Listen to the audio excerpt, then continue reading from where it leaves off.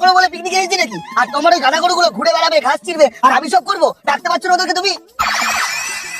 Sir তাহলে আপনি এখানে বসে পেঁয়াজ চুলছেন আর ওইদিকে তো সঞ্জু টিয়ার সাথে ঘুরে বেড়াচ্ছে। হ্যাঁ কি?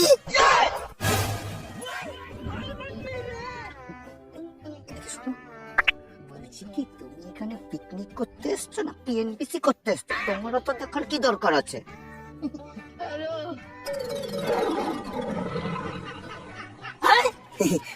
তুমি এখানে বসে পেঁয়াজ গুলো ছোলো, আর আমি ওদিকটা দেখে আছি সবকিছু ঠিকঠাক আছে কিনা। আসছি। আরে কিন্তু স্যার আমি তো পেঁয়াজ চুলতে পারি না। বলছি কি, কাঠি করতে যখন এত ভালো পারো, পেঁয়াজ চুলতেও আরো ভালো পারবে। ঠিক করে পেঁয়াজ গুলো ছোলো, নাহলে আমি কিন্তু তোমাকে এসে ছুলে দেবো। করো করো, হ্যাঁ। দেখ দেখ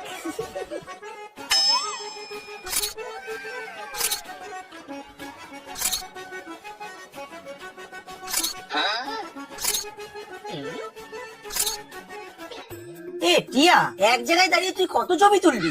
চল ওদিকটা চল, অনেক ভালো লোকেশন আছে, অনেক ভালো ভালো ছবি তুলে দেবো। আরে যাবো যাবো, আগে এদিকে দুটো ছবি তুলে দে, তারপরে ওদিকে গিয়ে ছবি তুলবো, ঠিক আছে?